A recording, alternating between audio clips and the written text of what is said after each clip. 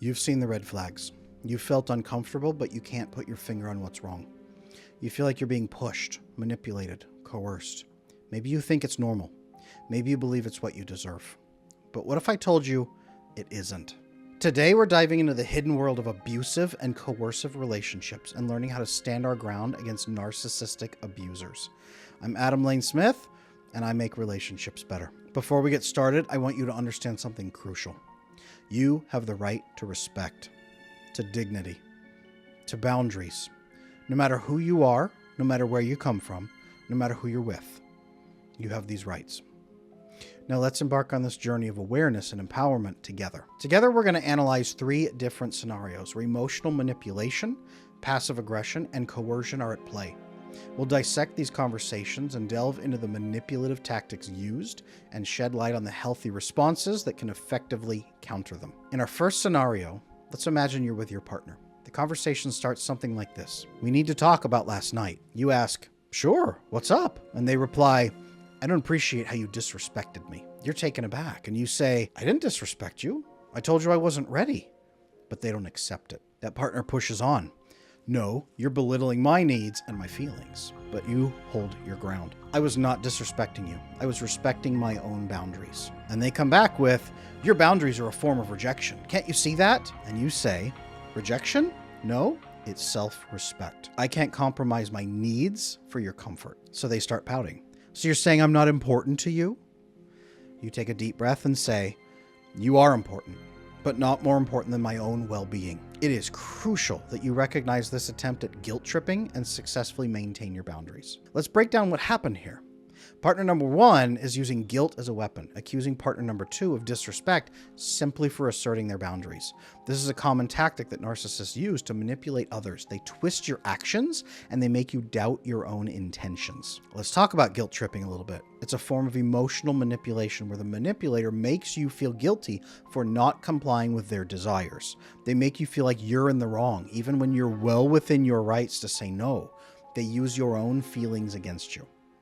But how does partner 2 counter this? By standing their ground, by clearly stating their boundaries and refusing to back down. This is an essential skill when dealing with manipulators, to know your rights, I started the video that way, and to assert your boundaries and to refuse to be swayed by guilt or blame because you know what's right. Now in our next scenario, the manipulation is a lot more subtle. The conversation starts off with, you don't really love me, do you? So you're taken aback and you say, why do you ask that? Of course I do. And they claim, well, you didn't message me good night last night. So you're confused and say, well, I told you I'd be working at that time.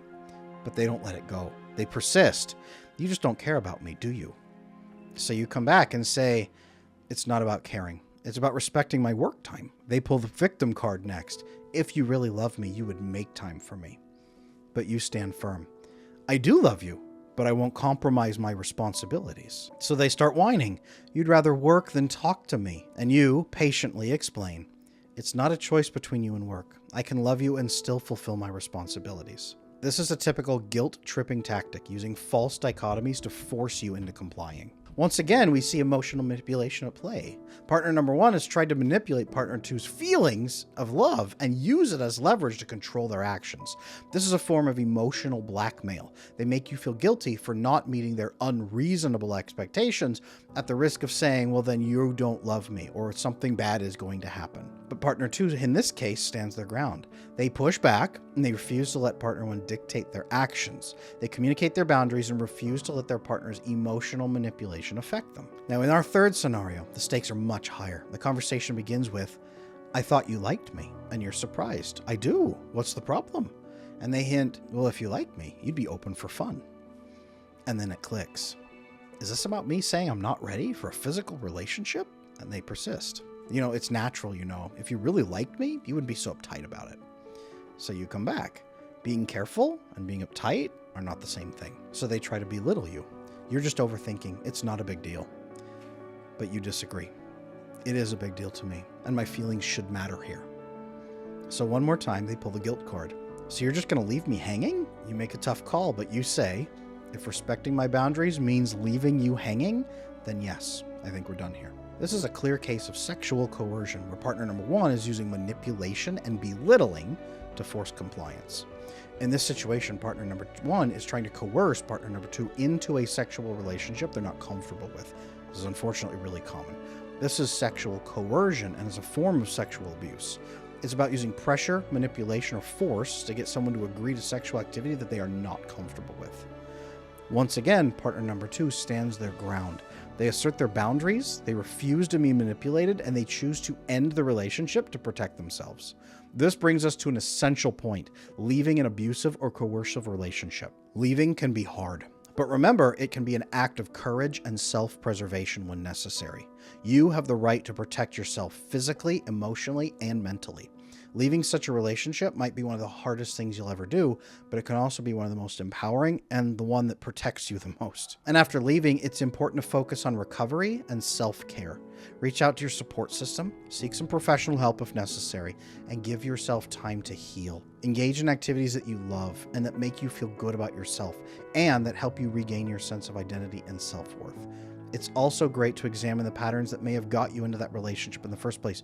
It's not your fault, but you may have security gaps that other people like that can exploit, and you need to stay safe. Now remember, you are not alone. There's help available for those who find themselves in these situations. Reach out to your support system. Don't be afraid to seek that professional help if you need to. You have the right to a healthy, respectful, and loving relationship. Now I want to hear from you. Have you ever been in a situation like this? How did you handle it? Let's keep the conversation going in the comments below. Please, if you're comfortable, share your experiences, your thoughts, and your questions. Remember that by sharing, you might be helping someone else who's in a similar situation realize that it's not just them. You're not alone, and together we can make relationships a lot better.